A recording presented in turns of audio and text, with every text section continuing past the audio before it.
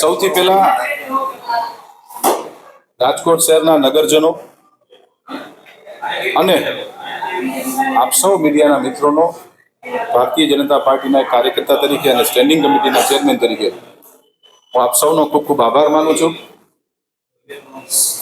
Media એ લોકશાહીની અંદર ચોથી જાગીર કહેવામાં આવે છે.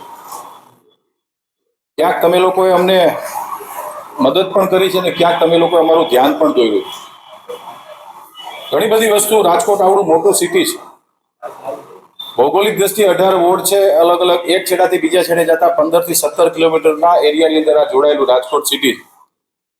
આપ સૌનો પણ ખૂબ ખૂબ અમે આભાર માનું છું કે તમે બધા મિત્રોએ print media, electronic media, social media, આ બધા મિત્રોએ કોર્પોરેશનના અલગ અલગ જે ધ્યાનમાં ન આવેલા હોય અમારા એવા કામોનું તમે લોકો અમારું ધ્યાન દોર્યું છે અને ત્યાં સુધી અમે પહોંચ્યા છીએ ને કામ કરાવી શક્યા છીએ. એ બદલ પણ તમારો આભાર માનીએ છીએ. રાજકોટ શહેરના સૌ નગરજનોનો પણ આભાર માનીએ છીએ. છેલ્લા 50 વર્ષથી રાજકોટ શહેરના નગરજનોના આશીર્વાદથી અહીંયા રાજકોટ મહાનગરપાલિકાની અંદર ભાજપના અમે સૌ કાર્યકર્તાઓ કામ કરી રહ્યા છીએ. આવો ને આવો સહકાર અને સાથ આવનારા દિવસોમાં પણ મળે એવી આપ સૌ પાસેથી અપેક્ષા છે ને વિનંતી પણ કરીએ છીએ. આજની સ્ટેન્ડિંગ કમિટીની અંદર કુલ 115 દરખાસ્તો હતી. આ 115 દરખાસ્તોમાં કુલ 470 કરોડ 74 લાખ જેવી રકમના ખર્ચે આજે અંતિમ સ્ટેન્ડિંગ કમિટીમાં રાજકોટ શહેરના અલગ અલગ વિસ્તારોના વિકાસ કામોને અમે લોકોએ મંજૂરીની મહોર આપી છે. 470 કરોડ એટલે સાથીઓ 4 અબજ અને 70 કરોડના ખર્ચે રાજકોટ મહાનગરપાલિકાએ આજે અંતિમ સ્ટેન્ડિંગ કમિટી મંજૂર કરી છે. તે બદલ અમને ખૂબ ખૂબ રાજીપો પણ છે અને આવનારા દિવસોમાં આ તમામ કામો રાજકોટ શહેરની અંદર કામ ચાલવાના છે, કામ ચાલુ થવાના છે. એ બદલ પણ અમને ખૂબ ખૂબ રાજીપો છે અને આપ સૌનો અમે આભાર માનીએ છીએ.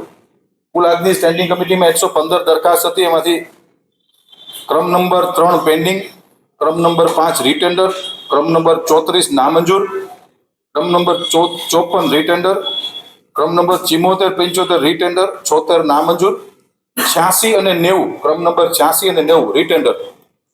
કુલ મિલાવીને વાત કરીએ તો આ ભારતીય જનતા પાર્ટીના 66 કોર્પોરેટરો અમારા રાજકોટ શહેર ભાજપના અધ્યક્ષ ડોક્ટર માધવભાઈ દવેની અધ્યક્ષતાની અંદર અમે લોકો સંકલનમાં આ ચર્ચા કરતા હોઈએ છીએ, ખર્ચની ચર્ચા કરતા હોઈએ છીએ.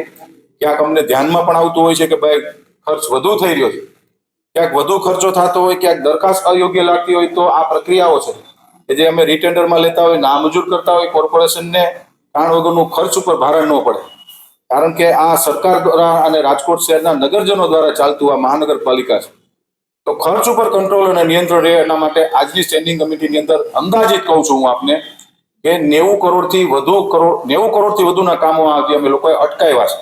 ક્યાંક અમને વધુ પૈસા લાગ્યા છે, ક્યાંક અમે રીટેન્ડર કરાવી નાખ્યું, ક્યાંક અમે નામંજૂર કરી છે કે આ દરખાસ્તની કોઈ જરૂરત નથી. રાજકોટ શહેરની સંપૂર્ણપણે પારદર્શકતાથી ડોક્ટર માધવ દવે અમારા શહેર ભાજપના અધ્યક્ષની અધ્યક્ષતાની અંદર ખુલ્લા મને ચર્ચા થાય છે. 1 કલાક સુધી અમારી પરંપરા મુજબ સ્ટેન્ડિંગ કમિટીમાં સંકલન બેઠક થાય છે. ત્યારબાદ અધિકારીની બેઠકની અંદર આજે 470 કરોડના કામોની આજે અમે લોકોએ સૌએ મંજૂરીની મહોર આપી છે. ફરી વખત કહું છું કે રાજકોટ શહેરના સૌ નગરજનોનો ખૂબ ખૂબ આભાર માનું છું. ઇલેક્ટ્રોનિક મીડિયા, પ્રિન્ટ મીડિયા અને સોશિયલ મીડિયાના મિત્રોનો પણ ખૂબ ખૂબ આભાર. સૌનો આભાર. જય માતાજી, જય દ્વારકાધીશ, જય સોમનાથ. મહાનગરપાલિકામાં અમારા માટે સૌ માટે બધા કામો મુખ્ય હોય છે, પણ તેમ છતાંય જો વાત કરીએ તો નવી લાઇબ્રેરી બને છે, નવા સ્પોર્ટ્સ સંકુલો બને છે, નવા રોડ રસ્તા બને છે. કોર્પોરેશનમાં ભાજપના પદાધિકારીઓની એક નેમ રહી છે કે કોઈ પણ કામ અમે લોકો નાનું હોય કે મોટું હોય, 10 લાખ રૂપિયાનું કામ હોય કે 100 કરોડનું કામ હોય, અમે એને કામને અગ્રતા આપીએ છીએ. પાઇપલાઇનના કામને અગ્રતા આપીએ છીએ. રોડ રસ્તા, સ્પોર્ટ્સ સંકુલ વોર્ડ નંબર 4 ની અંદર બહુ ભવ્યથી ભવ્ય સ્પોર્ટ્સ સંકુલ બનવા જઈ રહ્યું છે. નવી લાઇબ્રેરી બને છે, નવા રોડ રસ્તા બને. તમામ કામો અમે સર્વાંગી વિકાસ 18 વોર્ડમાં થાય એના માટેના પ્રયત્નો કર્યા છે અને ભવિષ્યમાં પણ કરતા આવશું. સૌનો આભાર.